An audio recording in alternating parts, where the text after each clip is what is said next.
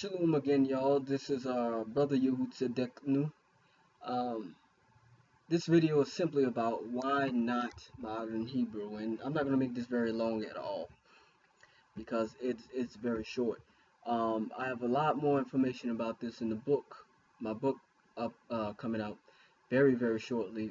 It's about to be published soon, called "The Concrete Meanings and Associations of 100 Hebrew Words and 100 plus Hebrew words and phrases." And what it basically explains is how, you know, Hebrew culture at the latter end, after the Greeks invaded, had become very Hellenized or very Greek washed. And a lot of that Greek washedness got into the latter scribes called the Masoretes, and or the Masorim. And so the Masorim, once they got that Hellenization and put it into the text, but through the means of vowel indications and by changing the name, the pronunciations of the consonants. They didn't too much mess with the words themselves. Sure, there are a few slight scribal errors here and there, but they're not that significant. They don't too often change at all the meaning of the word, um, and it don't really change the meaning of the passage at all, except there's only maybe two instances of that. And so you can say the translation is good, in that respect of or not the translation, but scribing it is good, and that was pretty good. But messing with the pronunciations of the consonants and the vowels is what changed through the process of Hellenization, and I explain how that happens in my book.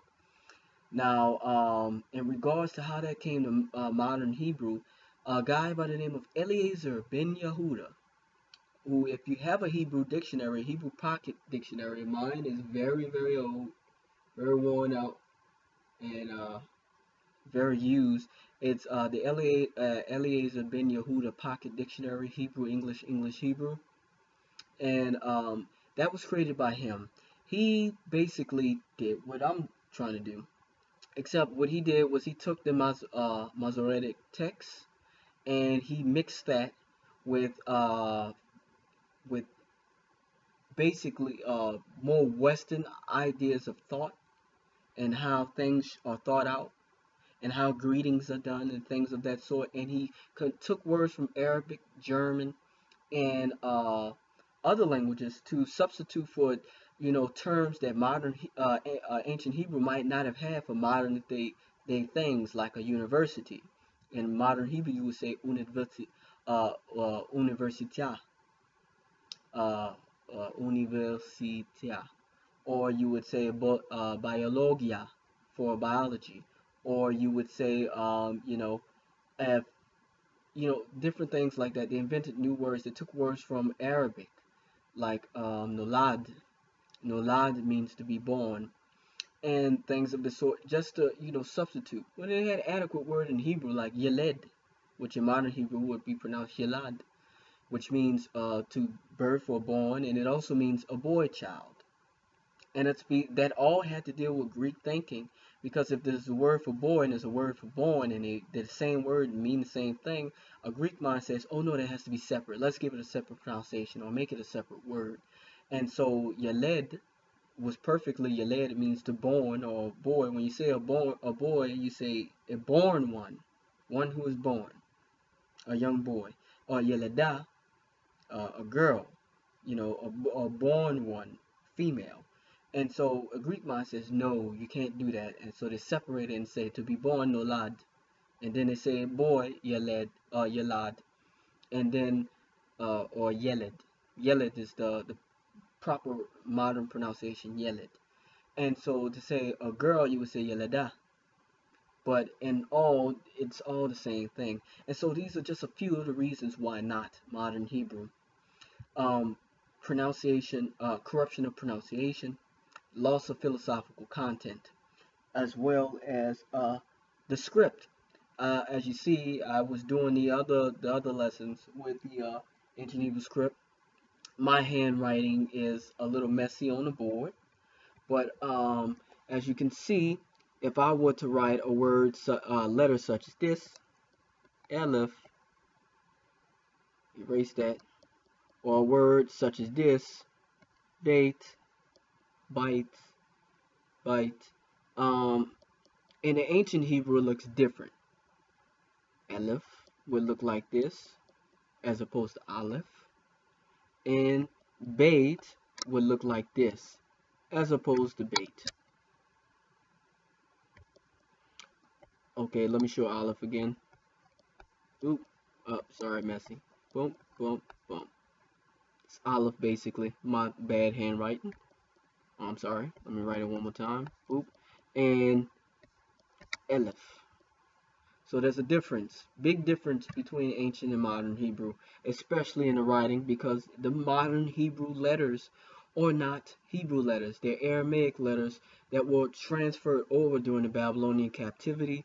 We adopted those letters as we came out of Babylon, and we threw away our own. But just to give you a snapshot of the letters, I'll just draw them quickly on the page, as opposed to their I'll just draw a few on the page as opposed to the modern Hebrew, and you'll see why they are so different, and that we need to go back to the ancient, because the ancient actually has meaning and actually has symbols that mean things. So just learning the ancient Hebrew alphabet, which I call Israelitish, but in Hebrew I call Shefa, Barura. Just learning those words, you already know 22 Hebrew words.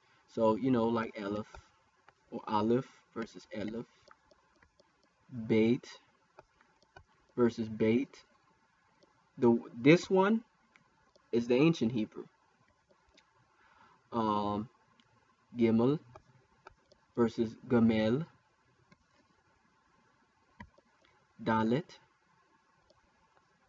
versus Dalet versus Dalet, Hey versus Huh. And as you can see, the modern Hebrew ones can very easily be confused. Let me give you, but the ancient Hebrew ones, when properly written, cannot. Let me give you an example. The letter Hey. More neatly, the letter Hey. Okay, Hey is very easily confused with Hate.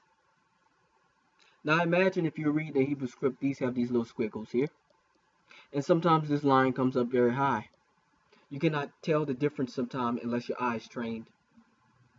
And it leads to confusion. And that's how sometimes things get messed up with scribal errors. But our script was not like that. In ancient Hebrew, Hey looks like this, Huh, and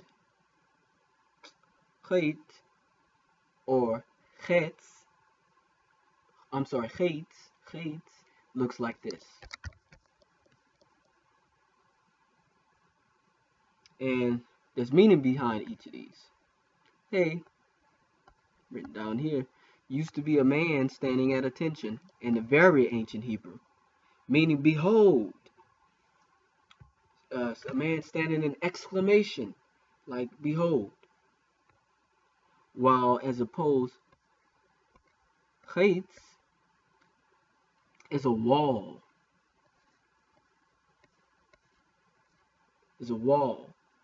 And I know that looks funny, but if I were to draw a house here and a house here and put little windows and then draw some here and then draw these like this, well, this is the eraser. This right here is Chetz.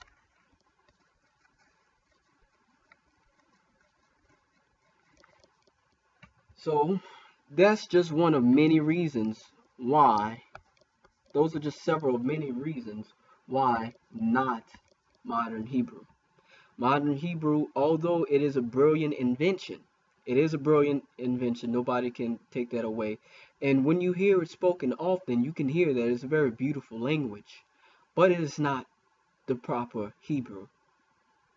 For instance, the letter Resh in modern Hebrew, Resh, is pronounced with the back of the throat like a French R, but sometimes it's rolled. Resh, like in dira means apartment, or rats, to run, or rotse Rotse means to want. This is modern Hebrew. But in ancient Hebrew, it looks like this. I'm sorry, like this. And it is a person's head. If I put a little eye here, and I put some hair, I give him a nose, and I give him a lip, then you can see that's a man. And it is not pronounced like a French R. It's pronounced like a rolling R, which people have a little bit easier for people to do. It's pronounced like a rolling R, just like in Spanish, like when you say rapido, uh, rapido. I'm sorry, my handwriting is difficult to read, but you know that double R, rapido, like in Spanish. Or if you're familiar with African languages and you know something like Amharic. Now I won't bring up any of those examples, but I will bring in an Arabic example, re'es, which is the same exact letter. So as you see, rosh versus re'esh is much more viable, because that ra sound can be confused sometimes and is very difficult to pronounce, but many people can pronounce a rolling R. And it's just this the ancient Hebrew is proper, and the modern Hebrew is just a brilliant invention. So basically, it's not the real thing. Although it's nice or whatever, it's not the real thing, you know. So I hope y'all enjoyed this video. I hope you learned something, and I'm just gonna say shalom.